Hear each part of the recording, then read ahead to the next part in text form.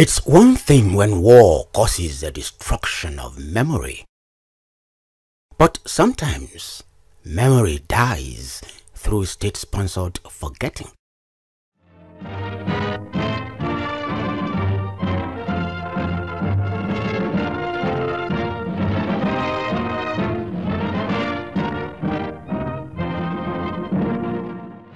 Established in 1949 as part of a drive to decentralize colonial film production, the Nigerian Film Unit was an offspring of the Colonial Film Unit.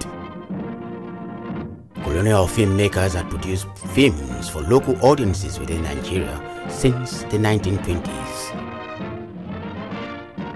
In line with the framework and conventions of its parent unit, the Nigerian Film Unit continued the exhibition of health and educational films to local audiences through its fleet of mobile cinema vans and produced newsreels and short documentaries to domestic and overseas audiences.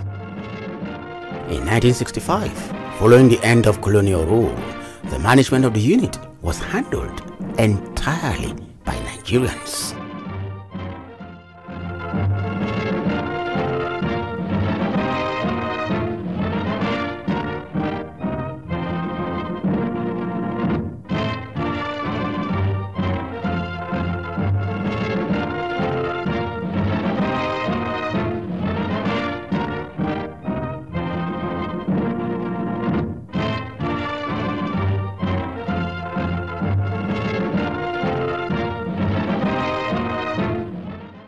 Inherited by the Nigerian Ministry of Information, the old film unit is now a burial site of memory.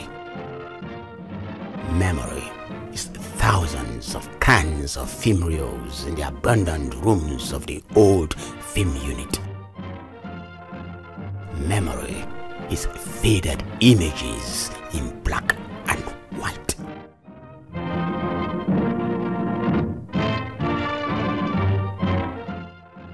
Memory is pictures with missing sounds.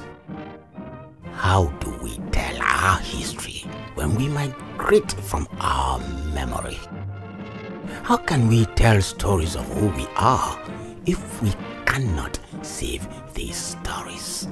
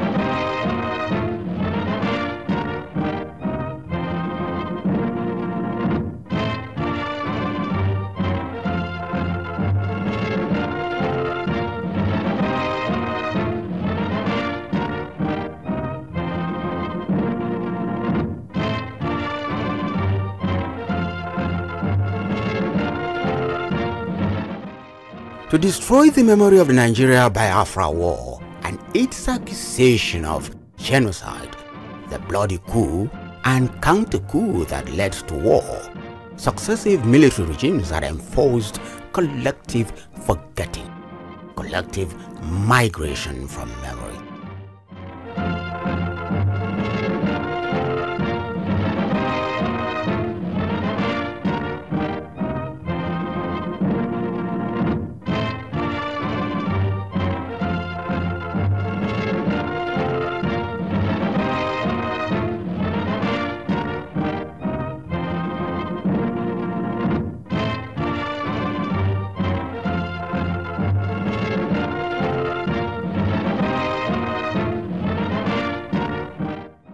To get rid of its inheritance, the Nigerian state had allowed the destruction of all the physical traces of memory to make believe that nothing ever happened, nothing was ever there.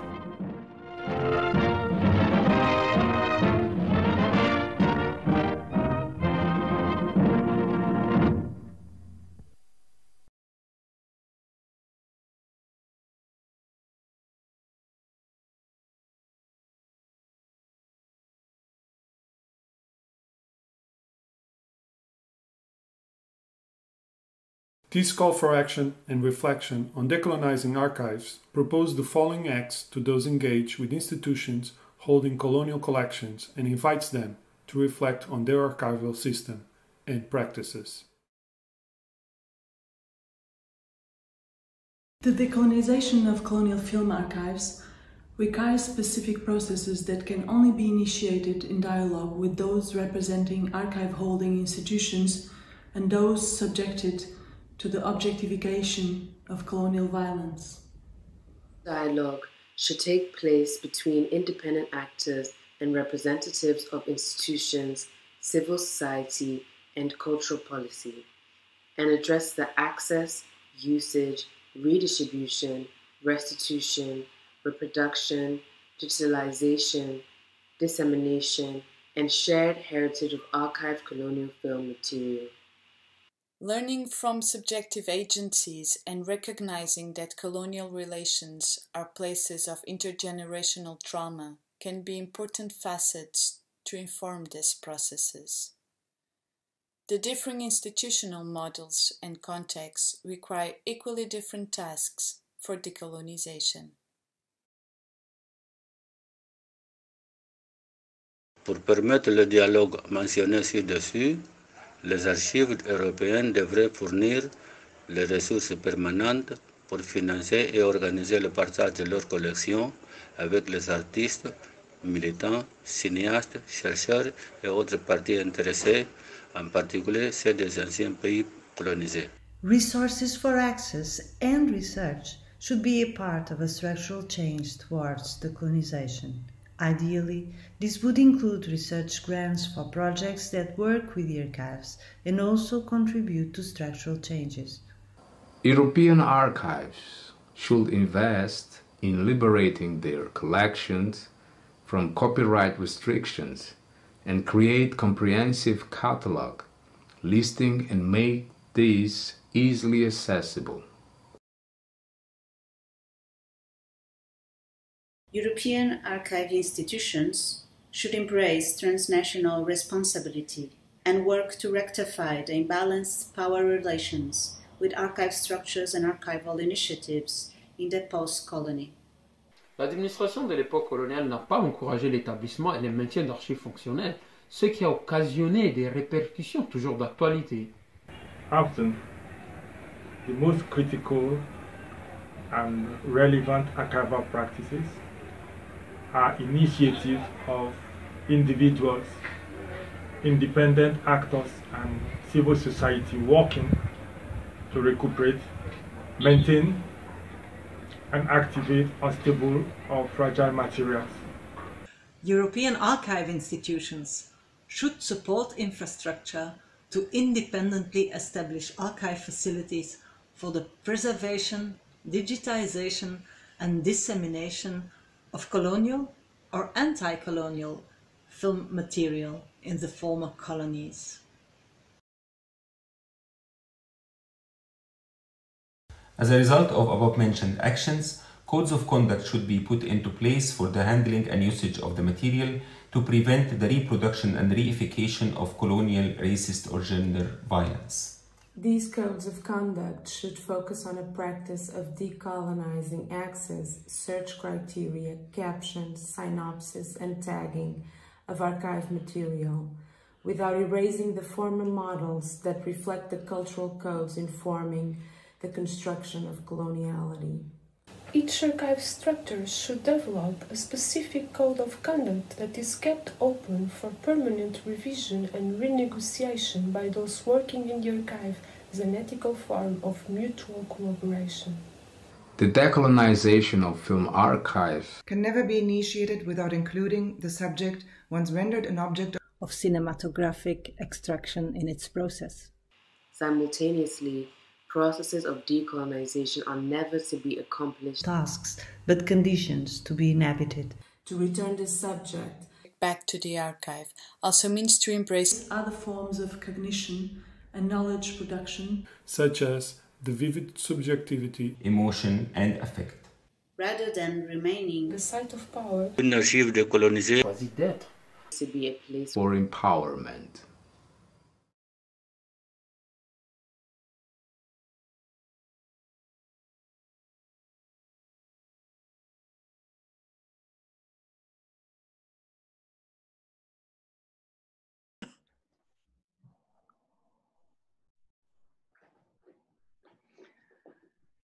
Okay, so I think this is a sign that we can start.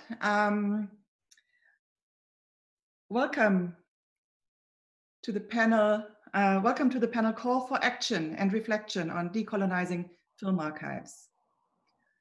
What you first saw is the film Saving Memory, shot in Nigeria in 2015 by Didi Chika, one of our panelists. We will hear more about it later during the session. The second video was a collective reading of a text, collectively written by 23 people. Most of them are here with us today. My name is Stefanie Schulte-Strathaus. I am co-director of Institute for Film and Video Art in Berlin, and one of the 23, and I have the honor to moderate this session.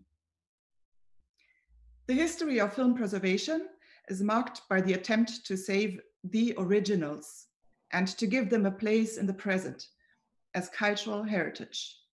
This concept is shaped by European values based on national statehood and defining what is to be classified as cultural heritage and to whom and in which context it will be passed on. When we speak about decolonial archive practice, we are not only talking about specific films.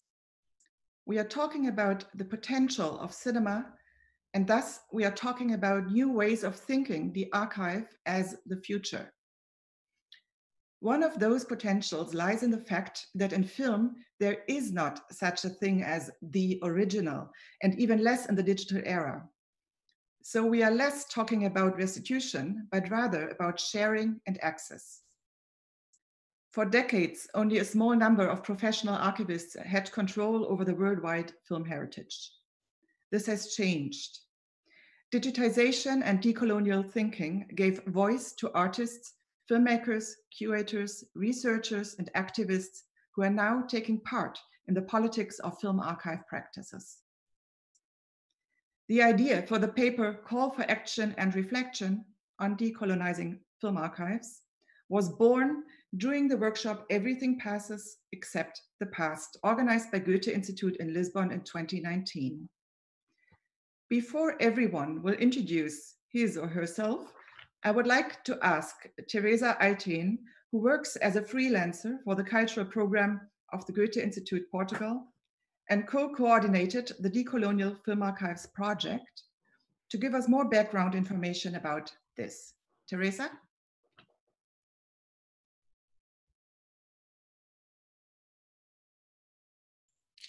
Thank you very much, Stephanie. So in 2019, started a series of events and workshops as part of the project Everything Passes Except the Past, which was developed by the Goethe-Institut Brussels and organized in cooperation with the Goethe-Institutes from France, Italy, Spain, and Portugal. The project focuses on the colonial heritage of the European countries and does so by doing a discursive and artistic discourse and engagement with the past that still remains present today in the public spaces, in the museums, and in archives. This is why the Goethe-Institut Portugal convened all of these here present experts that you will be able to meet to talk about the past, the present, and the future of film archives that are holding colonial and film colonial and anti-colonial material. This was in a workshop in September 2019 here in Lisbon. So during the workshop, which was really quite inspiring and a constant learning process, it became clear that despite of the multiplicity of all of these voices, experiences, and visions, there's a real urge and need to create a call for action and reflection on decolonizing film archives because something has to change. So the process of developing this was constantly collective. There was a sending back and forth of drafts. There was the creation of a shared online document that became this canvas, a multicolored canvas of comments, ideas, corrections, and adjustments. Every participant had another color in their comments, so it became quite beautiful. Then there was a process of editing the paper with also members of the participants of the workshop that are here present to make it the version that we are here presenting today. It is still a work in progress, so there will be further developments because it really has to become something, and it will become something that is really applicable and hopefully will be able to make a change. So this was one of the results of the urges of the workshop. There was a second one also. It was that the participants expressed the urge to be able to connect, to have a network, and to be able to orientate also with all the different film archives that exist all over the world, to know how is the access to these archives, how is it possible, and whom can I contact if I want to access this material. So we created all together a map that shows the worldwide film archives that exist that hold colonial and anti-colonial material. This is also still a work in progress, but it will be published today on the Latitude website, together with also interviews and other contributions by the participants that are here today. So the Goethe-Institut helped accompany these projects, and especially the call for action and reflection. But the real urge and the creation of the content of these really came from all of the engaged and invested experts that are here today, and that you will be able to meet now. Thank you. And I would now like to ask the panelists to introduce themselves one by one. So I'm Maria do Carmo Pissarra. I'm a film researcher and a film curator, and I've been working in archives for many, many years with the colonial and anti-colonial films.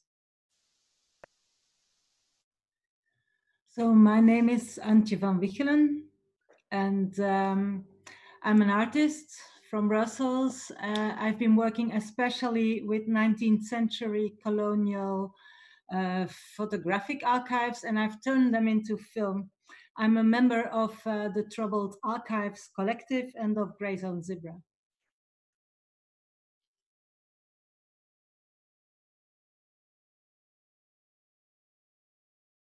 Who's next? Maybe Maria? Katharina? It's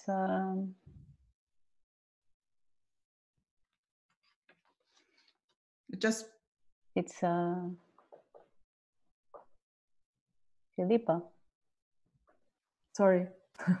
So I'm Filipa Cesar. I'm a filmmaker interested in the responsibility of producing images and also being inheriting them. And what does it mean?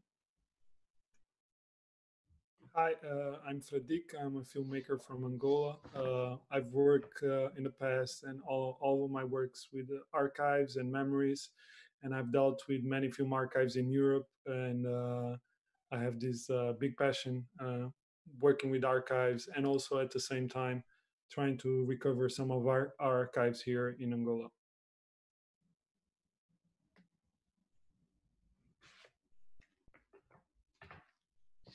Okay. I don't have the list in front of me. Maybe we just continue with Catarina. Yes, I can present myself. Yes. I am Catarina Simão. I'm Portuguese. I'm based in Lisbon, but also in Mozambique, in Maputo, where I work for many years now with film archives. And I'm a member of a Mozambican independent structure called Oficina de História. And with them, we organize several events on the politics of restitution. That includes all kind of materials, also films, but objects, photography, documents, etc. So this is a long, ongoing work with them. Okay. And then maybe Maria.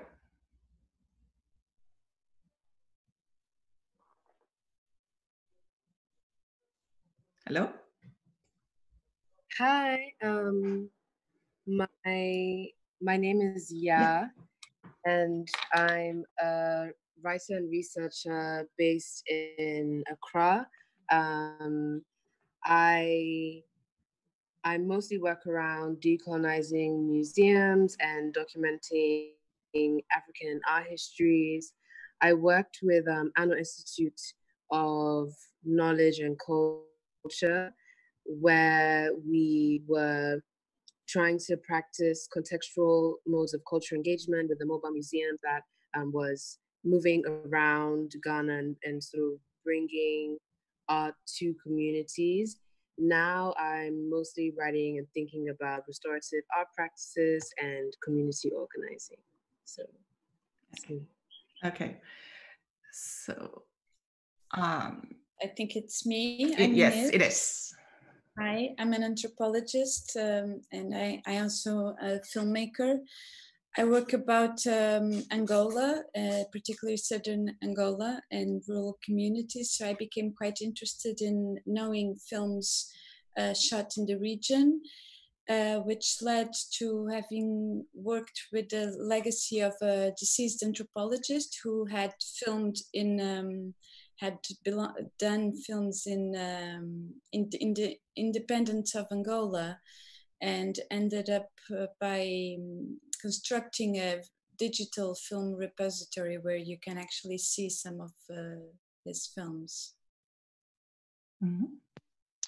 Hi, I'm Tom Rice. I'm a film historian who works extensively on British colonial cinema, and I've worked on various projects with archives, particularly in the UK.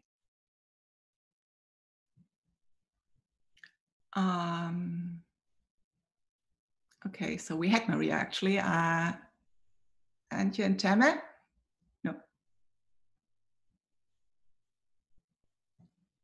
Didi is missing, I see. Temme? Okay, I'm Tamer Said. I'm a filmmaker living between Cairo and Berlin. And I'm also a founder of CIMATEC, the Alternative Film Center in Cairo. And the archive is a big part of our work in CIMATEC. Okay. And then we have Rachel. Hello, I'm Raquel Scheffer. I'm a film researcher and a filmmaker based in Paris. I work mostly with anti-colonial archives in my research and in my film production. Okay. So I think, unfortunately, Didi Chika is not with us yet. I'm not sure if he will join us a bit later. Anyone missing? I think we are complete, right? Okay. So this is a really big panel. After we read the text to you in the video in the beginning, we would now like to dive a little bit deeper into it. And I would like to start with Fradik. You said in the beginning that addressees are those engaged with institutions holding colonial collections. And as a filmmaker who worked with such institutions, what is your experience? Well, my experience was not a very pleasant one because at the time I was working on a film called Independencia, which was about the independence of Angola and our liberation struggle. And most of the archives outside from that time were outside of our country. So I did research in archives in Portugal, in England, and France, Switzerland, Romania. And I was very surprised to find that many of the archives were still labeled with colonial tags and no explanation whatsoever. So if I had to find some images from our liberation fighters, I would have to write terrorists, Angolan terrorists. And funny or not, that kind of labeling is still present on some of those archives. And it was kind of shocking for me to change my mindset to see how some of those stereotypes and some of those labeling from a colonial mentality were still in place at the time. So that's why I think this manifesto is so, or this call to action it's so important, so we can bring that problem up to the front. Okay, yeah, you first, I think we started calling it manifesto, and then we changed it to a call for action. And it consists of 4 acts. And Act 1 was read by Philippa, Ya, and Ines, and it's a call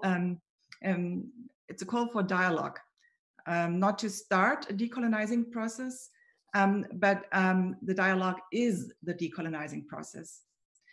But who's calling whom, and who should take part in that dialogue? And maybe Ya would like to say something about that. Ya or Philippa, who wants to answer?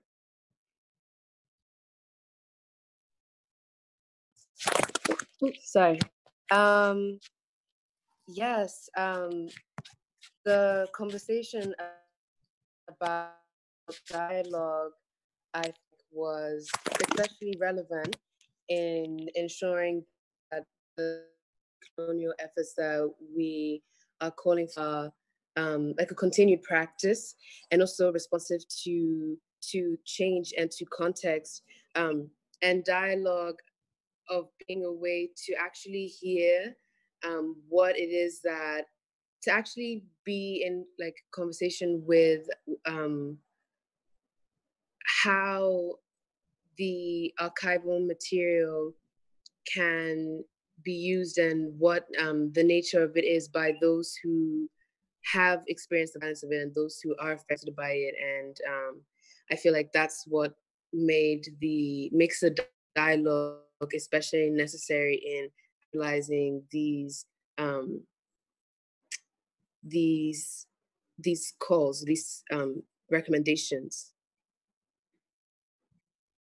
And Philippa, maybe you can also specify a little bit who is actually participating in, or should be participating in, the dialogue. Yes, I mean the question departs also already from the oxymoron that the words decolonizing archives already have in it, because archive is already the holder of power, etymologically, and also the word that the one that holds the documents that will make history, that will control history, that control the power.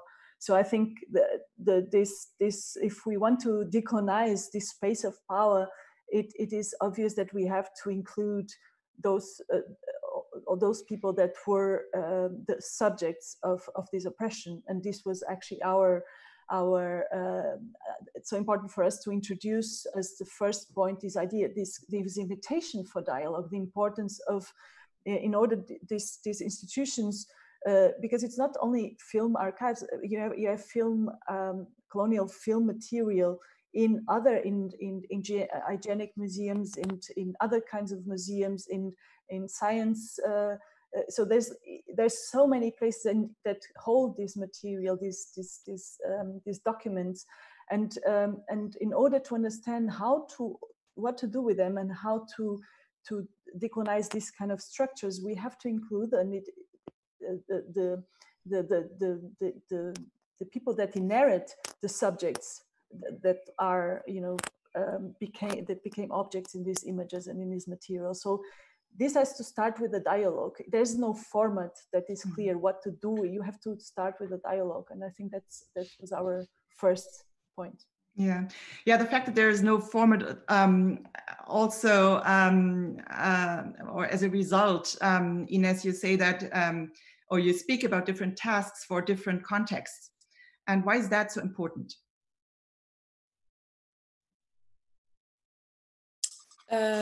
Because there's many kinds of archives. There's small and big archives, very different kinds of collections, and very different kinds of resources that each archive has.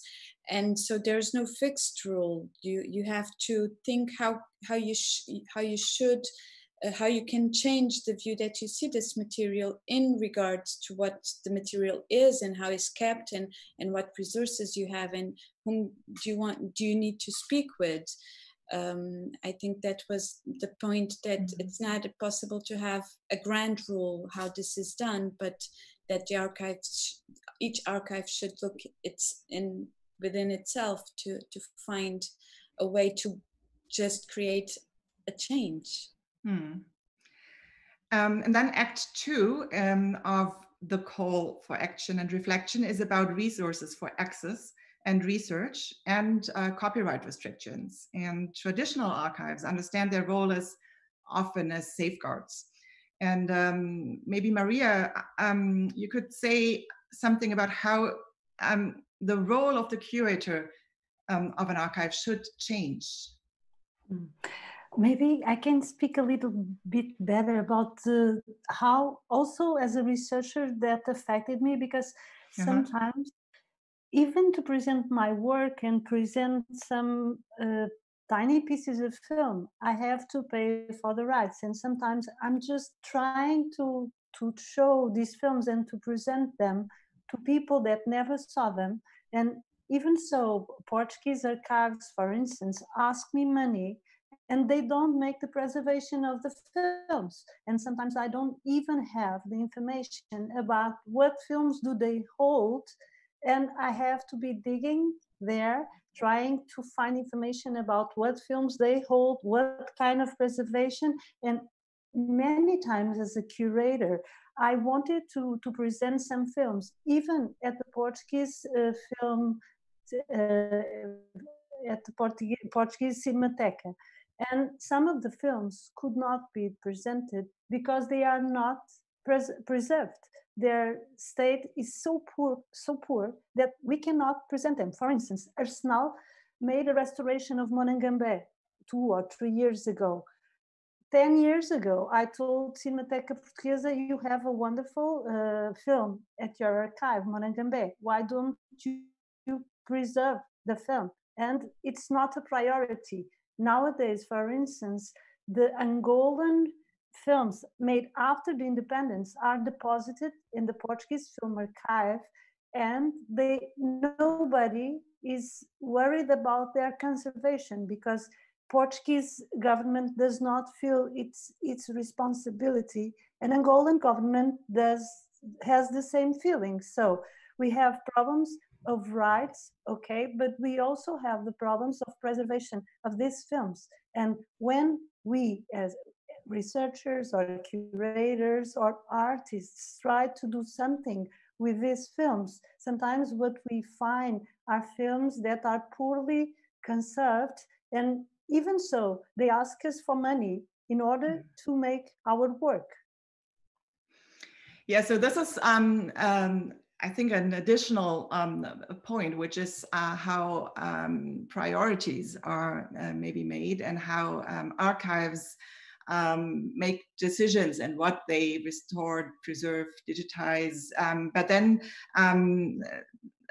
it's also, of course, about as we can read in Act 2, about providing access to the archive, but also not only providing, not only opening up for access, but also even providing resources for research, maybe grants, to actively let people maybe participate in this decision making, which I think is also could also be, or also has to be the role of a curator of an archive. And maybe Ina Delso, you have also experiences with that. I think in your practice, in your work concerning copyright issues, right? It's not there. Unfortunately, Ina Delso is not there. Oh, he's not there. Okay. Okay. So, but then I would like to ask Tom, because Tom has worked on the Colonial Film Project of the BFI and 2 museums. And I would ask if you could briefly say what that is, and then would you say that the project actually changed the BFI? Okay, I'm not sure I can make that claim for the BFI there, but the project was set up about 10 years ago, and the aim was to bring together the holdings from various British archives that hold colonial film collections. And what we were trying to do was partly to bring this collection to the fore. So lots of these films were either inaccessible or hadn't been looked at, or had been, as Didi kind of suggests, had been in some ways kind of concealed or pushed to one side. So our aim was to digitize a number of these films, to make them freely available, at least to view, if not to reuse around the world. And I think it was a really important initiative, not least because a lot of these collections before were limited just to people who maybe worked in particular institutions like universities or were in Britain but not overseas. So I think it was an important initiative in making these images available and encouraging people to confront these histories, to see them. And one of the most interesting parts for us as researchers on the project was that people then came forward and identified images or came back with stories about the images that were now available online. I would just add, I think what was often most interesting was what the images didn't show. So actually for us, it's not just about what these films tell us, but also what perhaps hasn't been preserved or what maybe is concealed from view here as well. We then continue with Act 3, which highlights the transnational responsibility and calls for support of archive practices in the post-colony. And here I was actually hoping to speak with Didi a little bit about his film, but I think Didi has arrived. Is that true? Didi, are you with us? I can read that he arrived, but I cannot hear him. Well, maybe I ask my question and then he will be here for the answer if he hopefully hears me. So what we saw in Didi's film in the very beginning is an archive in very poor condition. It started as a colonial film unit, and then it was used by the Nigerian government to create a new memory. And after the Biafra War, it was let down and exposed to decay. The colonial films are gone and the later films decayed. And the archive is clearly a site of power. And now it's coming back to life through a collaboration between Nigeria and a couple of Nigerian and German institutions. And I would like to ask Didi to elaborate on this in the context of transnational, the notion of transnational responsibility, but I don't know if he's with us. Are you?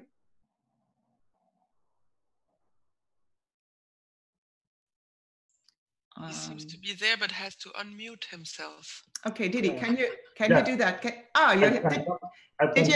Did you hear me before?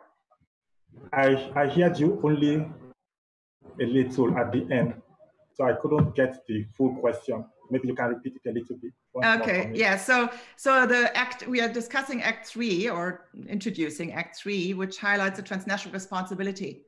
And I was just speaking a little bit about your film that shows how the archive first was a colonial film unit and then used for by Nigerians for to create a memory and new memory, and then later it was exposed to decay. And I was wondering if you could elaborate on that. And in speaking about transnational responsibility also. Yes, of course, like you said, can you hear me? Mm-hmm. Yes, of course, very well. Like you already said, it was originally an archive of the colonial film unit. And afterwards, with the end of colonialism, it was taken over by the Federal Film Unit in Nigeria. Of course, some of the productions of the colonial film unit were still in the very same building. They were still studied there. And the production crew, the experts who made the films for the Federal Film Unit, were also trained by the Colonial Film Unit. So there was a passage from colonial filmmaking to post-colonial filmmaking, so to say. And this was what we have inherited today, and which forms a substantial part of the Nigerian film archive collection. And I think, of course, also in the sense that yes, because of the historical connection of the Nigerian archive, there was the transnational origin and also sort of responsibility beyond national borders, in the sense that we could situate the archive in the ongoing international discourse concerning colonial heritage.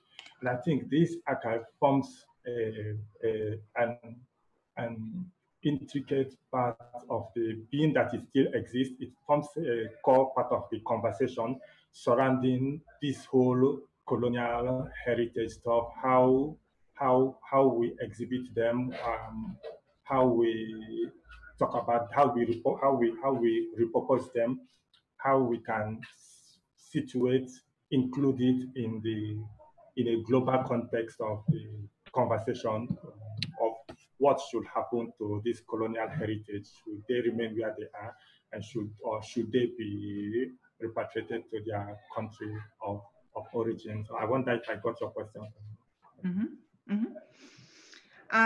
And then we have also Katarina, who could maybe speak a little bit as an artist and researcher who works between Mozambique and Portugal, about her notion on that. And maybe you can also give an example of maybe the kind of support that should take place.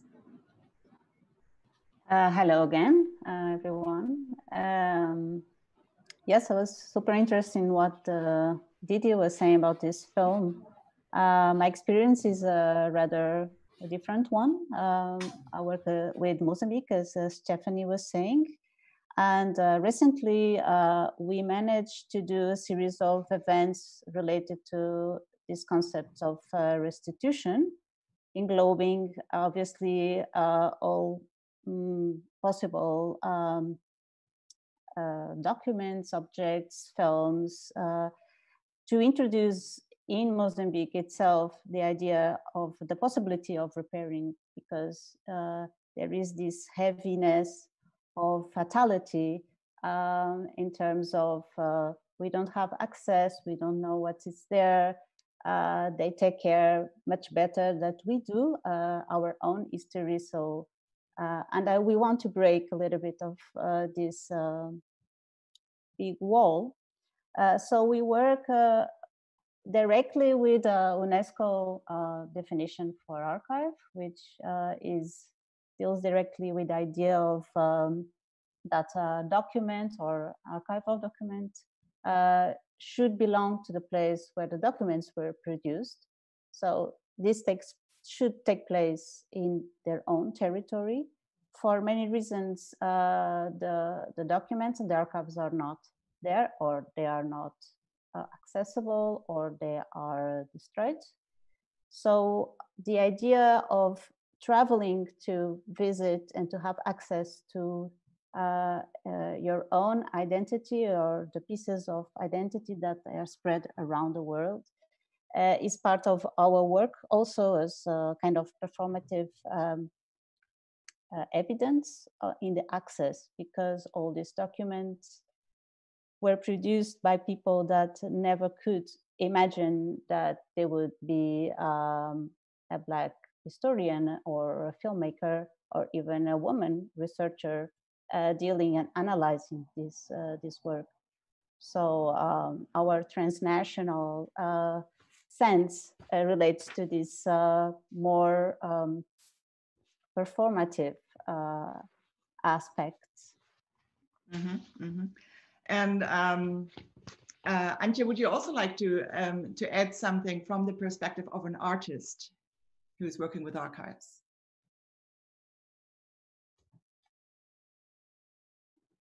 Antje? I was pushing the wrong button. Oh, okay. Yeah, certainly. I have things to say for the. So I worked with photographic archives, but it's often the same archives, and it was very, very difficult for me to open them up and to receive photographs and to. One has to be very stubborn and not to hear no and just keep on asking. And but for me, that is kind of a habit.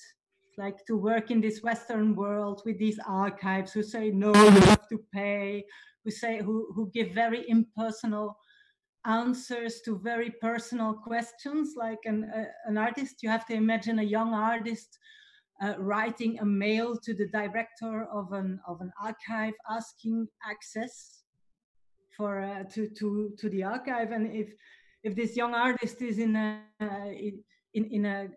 ex-colonized country, for example, it's a very emotional thing to ask access to this archive.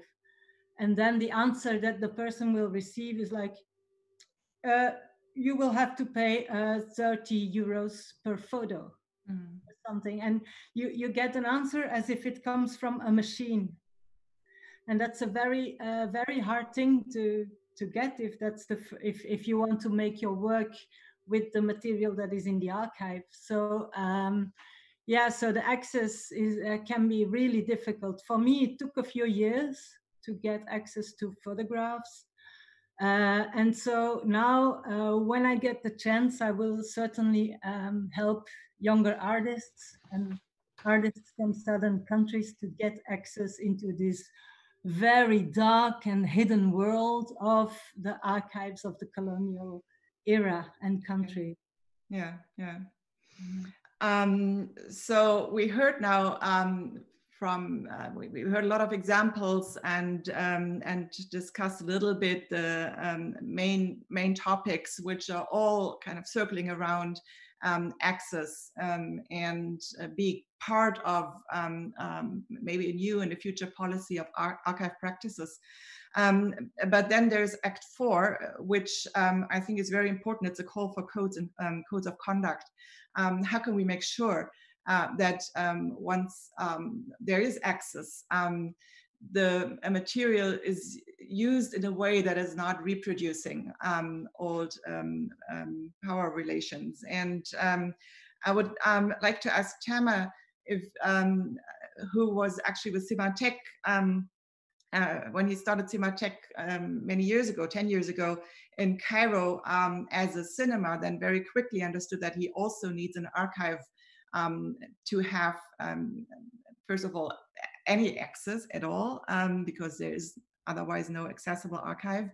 But then, of course, once you start one, you also have to think about those issues a lot. And so a code of conduct, I think, is helpful for every institution. Tama, could you speak about that a little bit in the context of Cairo?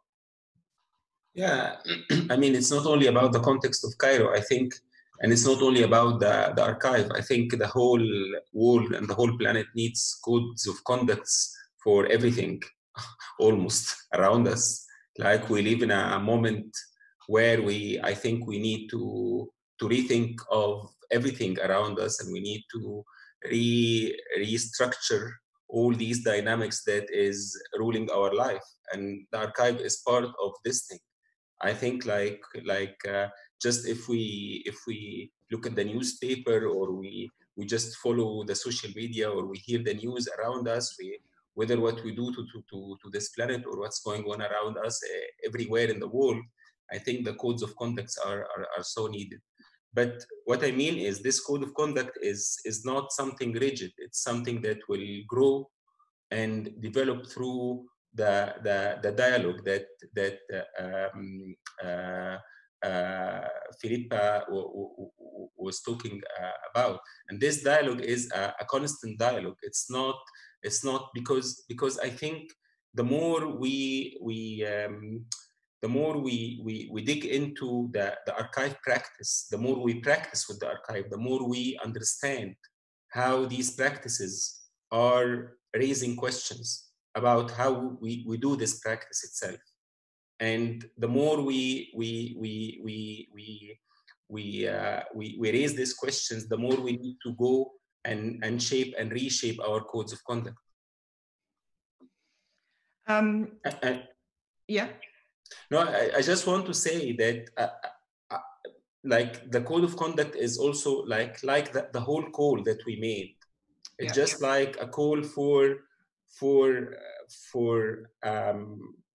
for this dialogue to start, that without this, it's not possible. It's very clear that there is something that is unbalanced, and this process of balancing this thing has to start. Yeah, but as we discussed in the first act, the notion of dialogue itself as something that has to take place between many different participants, and also has to be a different kind of dialogue depending on the context and the specific institution. I think that's also true for the codes of conduct. And I'd like to ask Rachel how this the negotiation of a code of conduct, how can it stay open? How can it stay? How can you avoid to institutionalize it too fast, and to keep to create a structure that stays open for revision and renegotiation?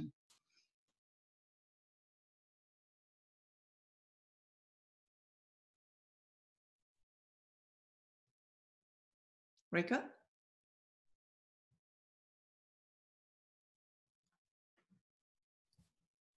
I'm sorry, I wasn't. So if I understood your question, I think that it shall exist a general code, but that code should be reconfigured and rethought according to each specific situation. So I believe it is important to develop a fluid code of conduct, and that to avoid the reproduction of the persistent colonial structures, and namely the colonial structures which are linked to the gaze, and particularly to the reproduction of the colonial gaze.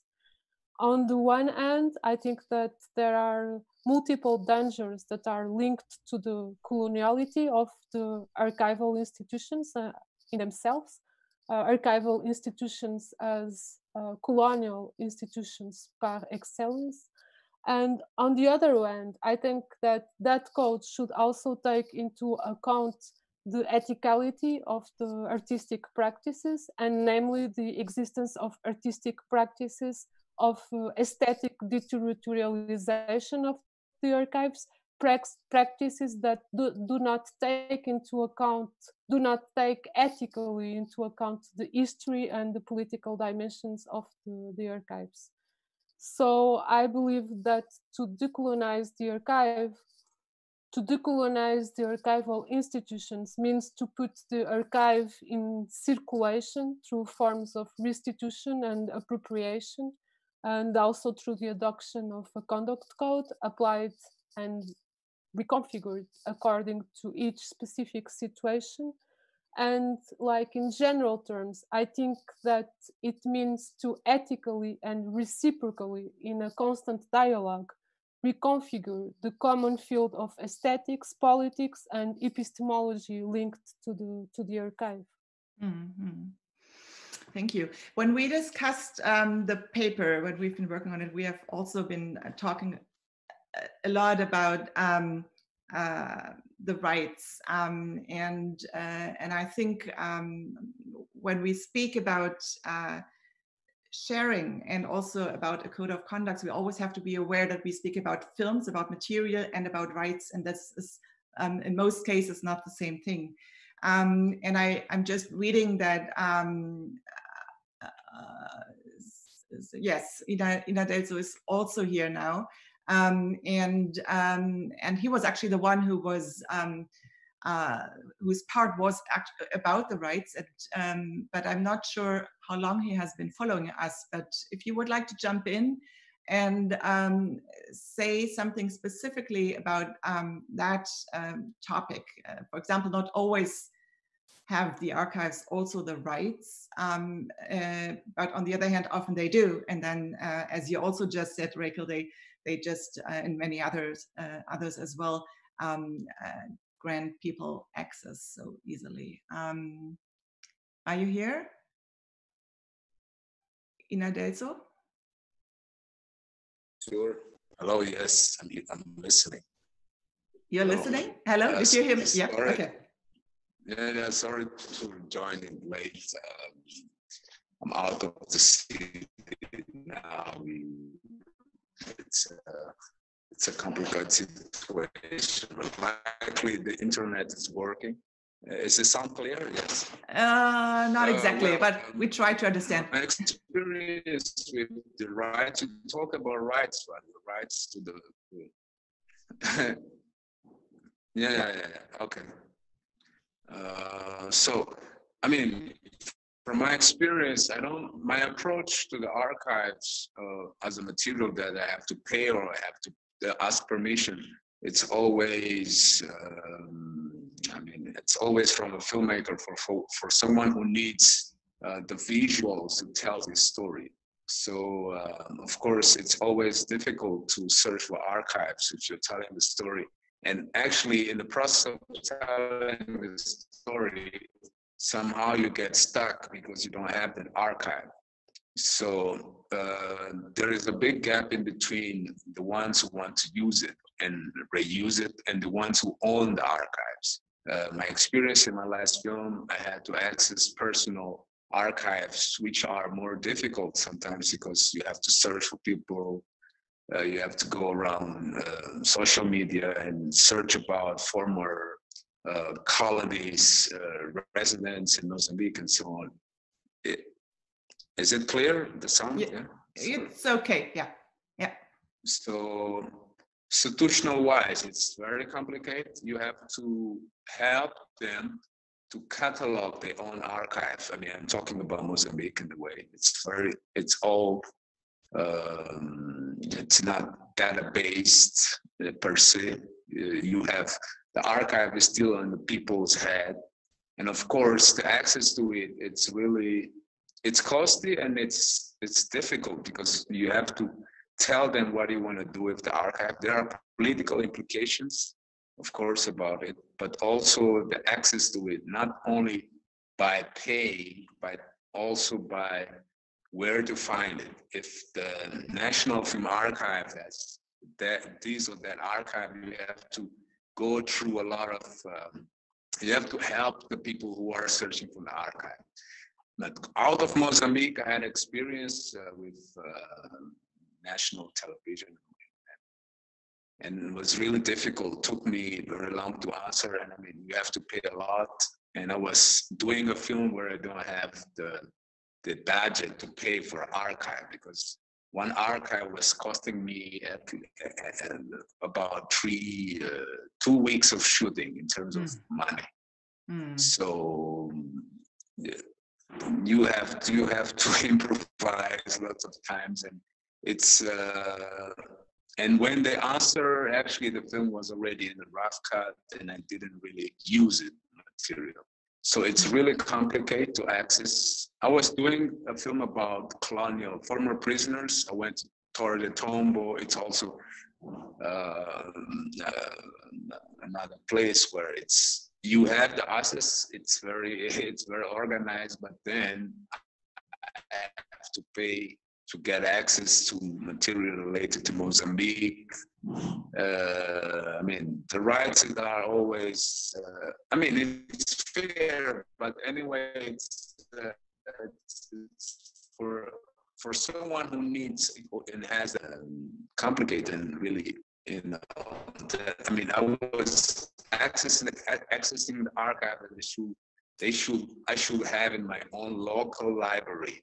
So for me, it was like, okay, and then I have to go all. Sometimes, I mean, you have to steal your own archives. I mean, you have to steal. We are forced to steal our own material archives in a way. I mean, of course, it is a dialogue of appropriation and so on and so on.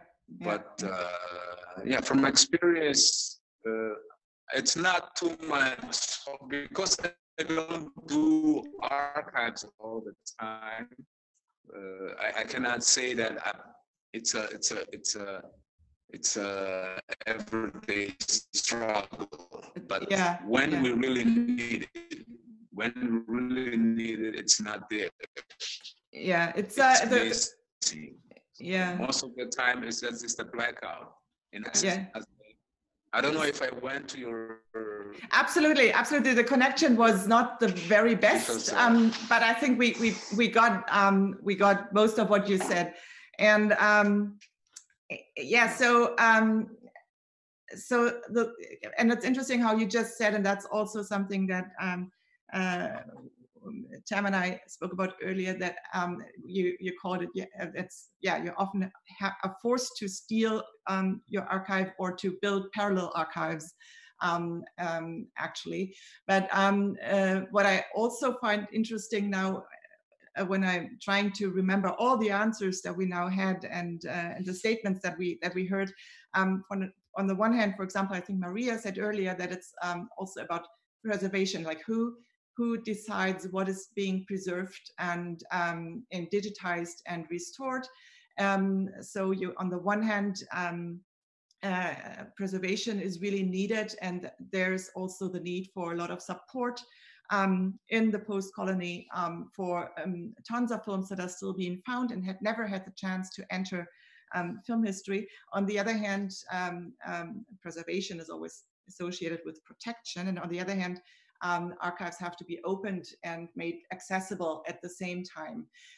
And since archive work is always both at the same time, I think it's even more important, the notion of dialogue and of participation, and of maybe an understanding of archivists that are not only those who work in the institutions, but people like all of you who are now participating here, like artists, filmmakers, researchers, activists, writers, and those who are really, who have the jobs and work with the films. And I think that's basically the idea of the sharing. I would like to ask maybe Philippa to come back into the discussion, because Philippa was, like, for many years and still is working with an archive in Guinea-Bissau, where all these questions also became very relevant, questions of transnational responsibility, questions of copyrights, also when it comes to maybe not restitution. As we said, it's less about restitution than about sharing, but if you bring films back to a place, whom do you give it to? Like, who is the owner? Where should the films go in the end? So Philippa, would you like to, after you listened to everyone, would you like to come back and yes, maybe make it more concrete with your project? Yeah, I mean, of course, the project that I've been working with the filmmakers from Guinea-Bissau, that it was about actually reclaiming the image of liberation. So it's actually a little bit one kind of another side of the same coin, but it's actually also the images of filmmakers producing their own image of revolution and of independence and reclaiming their own capacity and the power of producing their own images. This was also not relevant in, as a priority for those that had the power to take care of archives. And this was a little bit the main issue of this project, was actually about not only recovering these images and digitizing them, but mainly also understanding the systems around that were almost like making this imaginary of revolution invisible. But back to the idea of the colonial archives, I think one of the big issues that we have to really bring to the fore is this idea of images also as part of the extractionist project of colonialism. So we have to really bring this to the fore, that is also close to the, to extracting the image of other people, of people that are in oppressive situations. These images are also now products that become wealth as well. And so all these elements and thinking of images, in this kind of loaded element is important, because today we are in a phase, even, for example, the constellation that we are here, for example, the fact that people in Africa have more difficulty of having access to internet, even this element is already part of the privileges that we have to take in account. I think to a decolonizing practice, all these elements have to come to fore, and the wealth that is involved. And how come are we still making, asking for money from people that want to reclaim their own images? How come this is still, in place? And of course, I mean, this is is very troubling, because it's the continuation of colonial power. So I just wanted to add. Yeah, no, thank you. We have two questions, and I would like from the audience, and I would like to give them some space. So the first one comes from Eliphas. Will this call for action be officially be presented to a decision-making organ so that the pressure leads to an outcome, hopefully? Who wants to answer that question? What's going to happen with the call?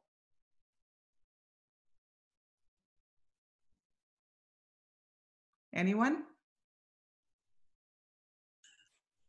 Well, you go, Maria. Yeah, I was trying to call you, but anyway, I think it's really important to present it to several organizations, and especially in Europe.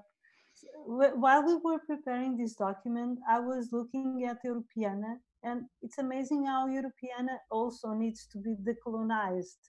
And so many resources are spent to keep Europeana with this wonderful name.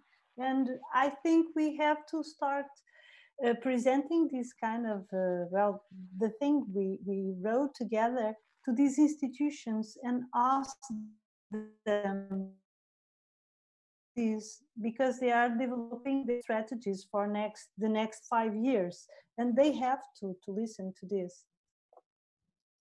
Anyone else? Ines, you want to add something?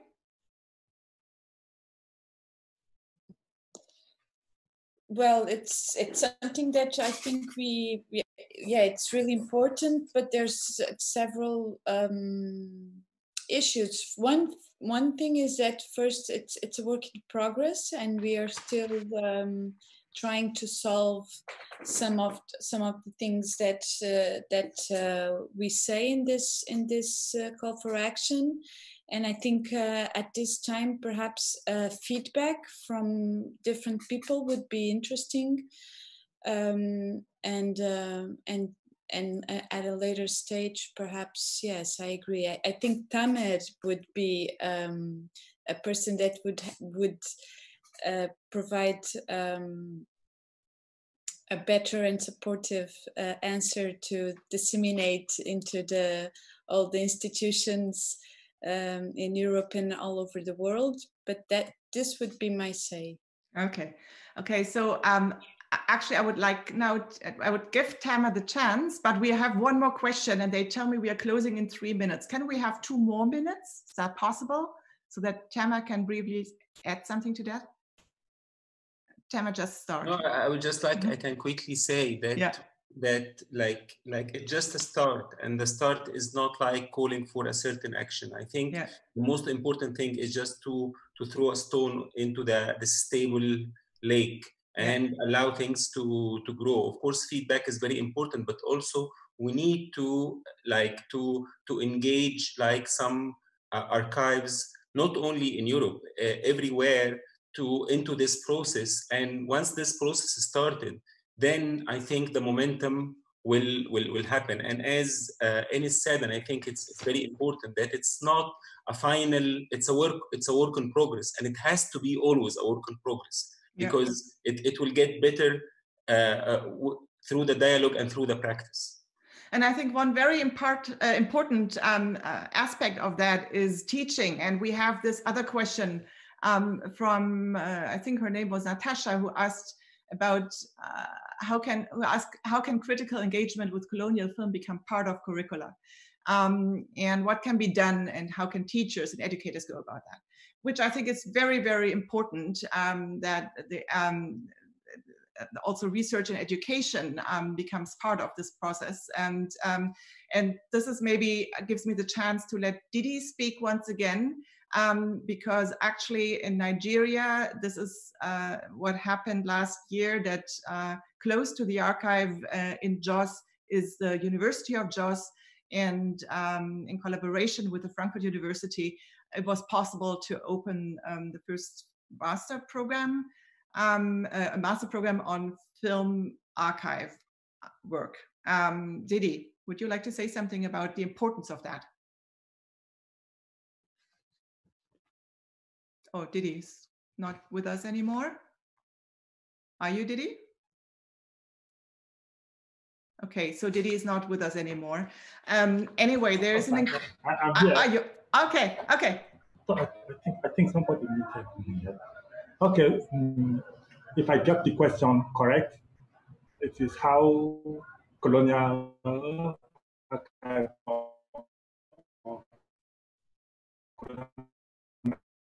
Oh, we don't hear you. We don't, I'm sorry. Didi, we don't hear you. Could be. I only heard could be.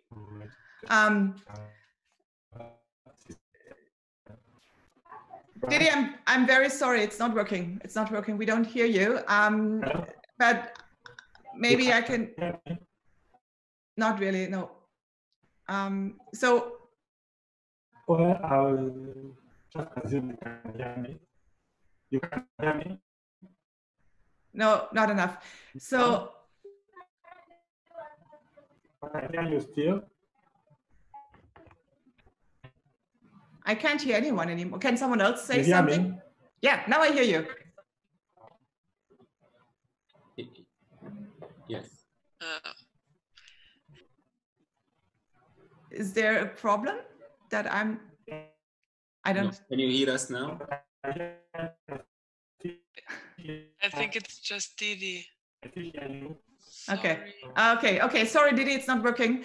But it is, of course, as I said, important, and there is an increasing number of universities and master programs, and I think this is a very good sign also, and that I think is very interesting in the context of universities. There are many of them, those who teach at master programs, they often really collaborate closely with institutions, which I think is already one way to open the dialogue to a broader group of participations. But then, of course, once again, those who are now discovering most of the films that have yet not been discovered are artists, filmmakers, researchers. They come from projects that help the archives. So I can only invite. Arsenal also has an archive. I can only invite all the other archives to open the doors for those, because they are not taking anything away. They are bringing and adding a lot of important content and thoughts that can give your own institution a new future. Thank you very much for participating. And this was a pretty bumpy panel because we had so many, but this is what happens when you collaborate with many, and we like that. And the text can be read online, I think, on the Goethe website. If you would like to add or ask anything else, I'm sure you'll find your way to contact any one of us. Thanks so much. Thank you very much to everyone. Have a nice evening. Bye. Bye.